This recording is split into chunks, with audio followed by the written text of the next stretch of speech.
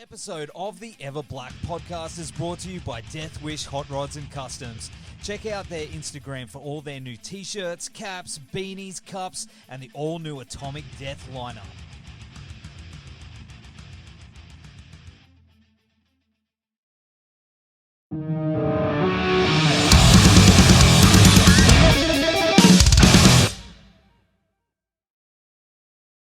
Hello there, it's Toby here. Hey, bro, how are you? I'm fine, how are you? Yeah, good, man. You know what, Toby? This is like, I think this is the fourth or fifth time we've spoken in the last decade.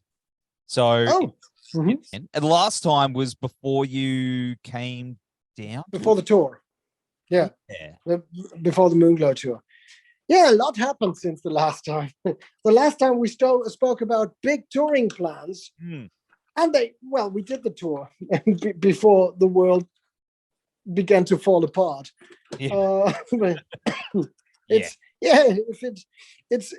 quite weird what happened to the world since we spoke last time, but we can't change it. We can just try to make it a little better, and we both do so, I guess. So that's all you can do. It's a weird world right now, I have to say. It is totally weird. But do you know what isn't weird? Before, I'm just gonna go out there and say congrats on the Moonglow Gold album going gold. That's an incredible. Oh, thank you. Excuse me? Yeah, I think because I think the tin can that's connecting us by string through Australia is something's playing up here. So bear with me. We are on the arse of the world here, my friend. I think we're cutting out a little bit, but that's all right. We'll work with it. Bear with me. I'm sorry. We're gonna make it work. We will. Maybe it's fine. So you were speaking. Is the connection good? Can you hear me now? I can. Can you hear me now? That's the thing. Yeah. Quite loud and clear. Excellent. There's a hum in the back, but that's my coffee maker. It's gonna quit. It's gonna stop in 3 seconds. Oh, now perfect. Now it stopped. I just had to get another coffee. Yeah, man. You keep going. What time's it there now? It's 11:43 a.m. So it's still coffee time. Well, I drink coffee all day, so I have to. It's always coffee time for me.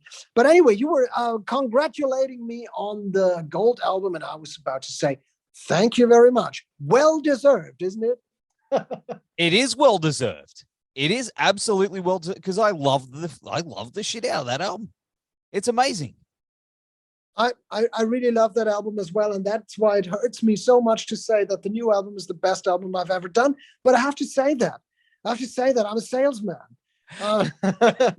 You know what? You are, mate. I got to say that the new AVANTASIA album, A Paranormal Evening with the Moonflower Society, is just that's what I was segueing to. That album is incredible. Like, I absolutely adore this album as much. Are they connected? Like in story, theme? They are, in a way, they are connected. In a way, they are not. You don't necessarily have to know the first one to know, or the previous one to know the new one or to understand the new one, because I think all the songs work individually. It's not like telling an ongoing story. It's more loosely, the concept works more loosely. It's like 11 tracks from the Cabinet of Wonders, from the World of the Moonflower Society, 11 tracks from Down the Rabbit Hole. So they deal with the same kinds of topics and they have the same loose approach. But in a way, they both speak the same language and deal with the same topics. Yeah. I love that whole world that you've built, not only musically, but visually with this one as well. And it's just incredible, man. Like I don't know, I'm a bit biased. I love everything you do. But did you find going into, I'm one of them super fans. Did you find that with everything that was going on in the world, did it change the way that you approached writing? No, I mean, it didn't. It certainly, I didn't allow what was going on in the world to enter my my little world. I mean, Club Toby is completely working independently from the world outside regarding the topics. I don't want viruses in my music, and I don't want conspiracy theories in my music. I don't want politics in my music. Keep all that shit out of my music. I don't want to have anything to do with it. I'm an escapist. I want to play my music to not care about what's going on in the world outside. So it would be really stupid to have those topics enter my music. But now here's the little but. I think the fact that the whole world shut down and that I was locked in, I think that fact had an impact on how I was working, because all of a sudden I was presented with a situation. The world was asleep, or in other words, fucked. and I was forced to or allowed to forget about schedules, about strategies, about time, and just all that was left for me was writing and playing my music. And that was liberating in a way. I was working on my music without the clock ticking, and I reconnected because I didn't have anything else to do. I couldn't plan a tour or do promotion or hurry up for a release date because I knew it would be scrapped anyway. So I was reconnecting to the joy of to the pure joy of being a musician and working on things from scratch to finish. Doing demos myself with all little details and aspects, and until I would listen to the complete song in a different layout, of course, without proper guitars and without proper drums. But still, the song was there even before my co-producer, Sasha Pe, my partner in crime, who's very essential to the sound picture of Avantasia. But even before he had heard it for the first time. So it became a very personal album. That was just because because the lack of opportunity to do anything else. So I tried to make the best out of it and said, okay, well, now that I'm locked in, why not use my time and come up with a classic that would change mankind's view on music. How far back did you actually finish it? When was the last sort of little stroke on the canvas? That's a good question. I think there must have been sometime early this year. I would say maybe in March or February. So I think that was when the finishing touches were mastering wise. I think the last recording was probably done early this year also. Maybe in January we put the last things together recording wise around that time. Maybe a month earlier, a month later, I don't know exactly, but around that time. And of course, once again, you've got an amazing cast of guests like, you got Floor Jansen, Michael Kiske, Geoff Tate, just to name a few. Like you always got a really good cast of characters for these Avantasia albums. Do you usually have them in mind when you start writing the albums? Do you go, okay, this is what I'm setting out to do, or does the song sort of tell you, hey, mate, you should get this person? It depends on the day of the week. There's not really a rule without an exception. I usually do a lot of what I do is pretty much based on accidents. People think, oh, there's this great, he's having all those strategies in his mind and all those visions and plans. No, usually what I do happens just like, okay, today I'm going to do this and tomorrow I'm going to do that. Nothing is really planned. Everything happens very spontaneously and is based on intuition. And some of the songs I write really with somebody specifically in mind. For instance, Jeff Tate, you mentioned him, and Michael Kiske and Bob Catley. those singers that I've worked with for so long, and that have inspired me for so long, and that have Geoff, Tate, and Michael Kiske and me, we have pretty similar voices, so they obviously have a similar singing style also. They obviously have inspired me a lot as a vocalist when I was a kid. And that's why they are in my DNA, and why I'm such a huge fan and so heavily influenced by them. So whenever I write a song with Michael Kiske in mind or Geoff Tate in mind, and I come up with a melody, what I imagine is pretty much the same that I get when I finally have the recording of their voices. So I can hear them while I'm doing it, even before they know that they are going to be part of it, which may sound weird, but I hope you get what I mean. It's I can envision that, and that makes it so easy for me. Writing a song for Geoff or Michi is, I write it, and while I'm writing it, it's like they're sitting next to me and singing along.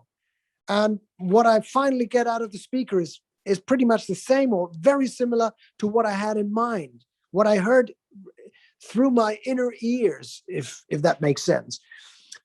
In other cases, there's also the song for Floor, the first one, Misplaced Among the Angels. Oh, love it. I sent it to her. Yeah, I sent it to her, but that was not written with her in mind. It was written, and I thought, oh, Floor would be a great singer for that.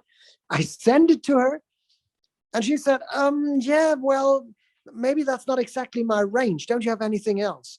And I was just, oh, man, she's going to bail out on this. Not good, not good. No, Floor, give me a few days. I'm going to write something for you. And I wrote Kill the Pain Away with her in mind. And that was tailor-made for Floor's voice, for a duet between Floor and me. And she listened to it and she said, oh, great, that's 80s pop, the way I love it. I put my 80s spandex on and sing it. And after she had sung it, she got back to me and sent me the recording she had made in her own studio. And she also sent me the recording of Misplaced Among the Angels, because she said, oh, I got through it a couple of times and I really liked it and it works. To my surprise, I found out it works as well. So she got back to me with those two songs. You have those two songs where Floor sounds astonishing, amazing on both of them. One was absolutely made for her, with her in mind. And one was a song that had been existing when I got the idea, oh, maybe Floor should be the singer for this. So what I want to say is, it's not the same way of working, the same process every time. There's always exceptions, and I try not to play by the rules. I just do what comes to my mind. Some singers I know before who they will sing on the song, and some singers I get the idea afterwards. You know, that was going to be my next question, mentioning that song, because I've always found your music is incredibly moving, like very emotionally moving and uplifting. It's in that song, Misplaced Among the Angels is just, that song really got me. Are you aware of, you know, when you're working on this stuff, like how overwhelming the emotions can be when writing that stuff? Sometimes, now that's a question. If I answer it honestly, I may come across cocky, because I could just say, yes, I know. You know, that comes across, that doesn't put me in a good picture, you know. But honestly speaking, yeah, sometimes it's overwhelming to myself as well. And I had situations where I had tears in my eyes. It sometimes happens, and I think that's, it's not, I don't say that my music does that more than anybody else's music. No. I don't want to say I'm better than anybody else. It's none of that. It's just I have such a strong bond, such a tight bond to what I'm doing, and I just want to create music that moves me. I want to and sometimes you come up with a melody, and when it's well exercised or well realized by the vocalists. And also, I think I did a great job on Misplaced Among the Angels as well. Absolutely. On the chorus, I was listening to that and I thought, like, yeah, it was not just Misplaced Among the Angels, and there was a situation when I was listening to the lyrics of Arabesque, because they are so, even though it's a funny, not a funny, but a fairy tale-ish language, and it's placed in my fantastic world, what lies underneath that song is very, very personal, and it's got something to do with being overworked for many years myself, because I tried to make it right for everybody, live up to expectations. Yeah. And I listened to the song a couple of months after it was finished, and I got tears in my eyes when I listened to it, because I thought, like, wow, the guy who's written this must have really suffered a lot. And I remembered some of the stuff that I had to go through, and it was moving to me, in combination with the music that it sometimes can be overwhelming. And I had it on Misplaced Among the Angels is a very emotional track. Sometimes I also had it on when I was listening to Lucifer. That was Jorn's performance back then on Ghost Lights. Yeah. And I sent Jorn a mail, and I sent him a mail and said, Jorn, we've known each other for so long. I just love you so much. And I just had tears in my eyes listening to Lucifer's recording, because you are out of this world, and thank you for rocking my world. And it happens. I'm emotional and passionate about what I'm doing, and I mean it. I mean what I'm doing, and that's, I think, to answer your question after 25 minutes of bubbling, no. And mumbo jumbo, yes, I'm sometimes overwhelmed myself. And that was the perfect answer, mate, because that's exactly what I was getting at. Was it, you're saying, no, I don't want to sound cocky, but that's music isn't just sound that goes into your ears. It's from the heart, and you can tell with your approach and the stuff that you write that it is from the heart. And maybe it's from somewhere else. You know what I mean? It's out there in the world, and we draw it and through ourselves as vessels and filter it through, and it's our own way of dealing with things. And I think that's how people connect, because it's not just the stories but the emotion as well. And I found a very strong connection with that song in particular on this one. So, mate, well done. It's really funny that you're saying that, with the vessel concept, and about how we drag ideas from somewhere, and they just as if we are only messengers. I mean, I just had a conversation to Uli John Roth, a friend of mine. I just had a conversation to him, a guitar player, about exactly that. We were speaking about creativity, about how things get together, and maybe we are just vessels. And I also have the theory that, of course, we are vessels certainly in a less spiritual way. We're also vessels, because we get ideas from everywhere, and I think we're constantly creative. I think the creative process starts when walking around with an open spirit, an open mind, and open ears and open eyes, and you absorb a lot of stuff from around you. And even though you may not come up with something yourself in that phase or around that time, it's creative time, because under the surface it's bubbling. You're you're connected to the world. Absolutely. Not only this world, maybe other worlds as well. You're connected, and it flows through you, and it streams into you, and at some point, like a volcano, you erupt and it hits the surface, and that's when you think, oh, now I'm creative, now I'm letting it out, I'm sitting at the piano, letting out my music, and now I'm having an idea. But I think the creative process constantly happens, and and it's just, I think, I don't know what I wanted to say. I don't know. I just started to talk. I'm sorry. I didn't even wait for the question. No. You're totally onto it. I absolutely, I think about this a lot. I listen to a lot of podcasts, but I'm personally, I'm a very strong believer in, I guess, what people would call the paranormal. It's in the title of the album. I'm absolutely, I don't know if I'm a believer of the paranormal, but I'm certainly not a believer of the normal. Yes. and that's what the term expresses, even more than what is normal, what is paranormal. Paranormal, we call stuff that is, well, it's abnormal in a way, and it's also something that I think anything that is based on a rule that we cannot see through and that we cannot understand, whose roots our mind is maybe not able to comprehend or grasp, any of those things we call impossible or paranormal, or that's chaos or coincidence or random. No, it's none of that. Just because, I mean, if you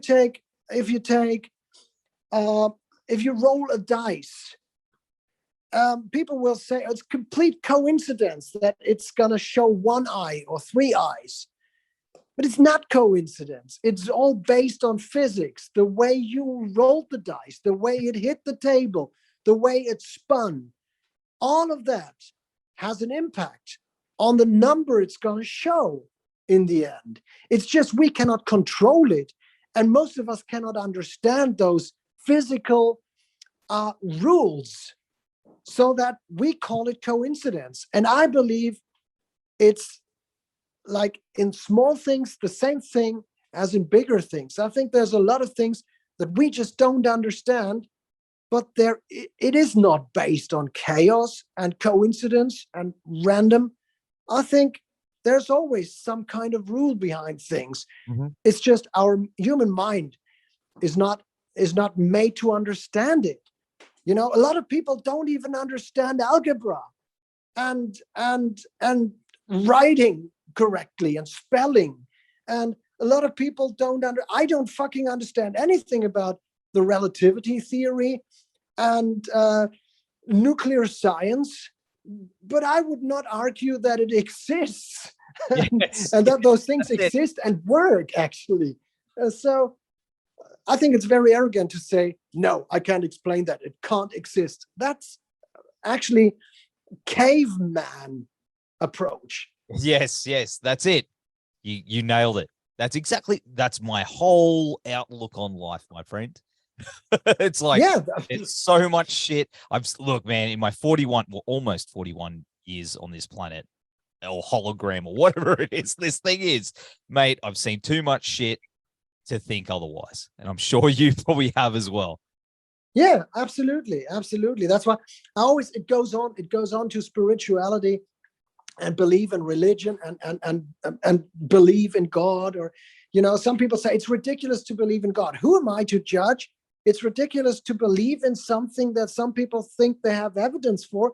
And I mean, if people have a ridiculous view on God and say, oh, that's childish to believe somebody sitting on a cloud determining who's going to have an accident at which time.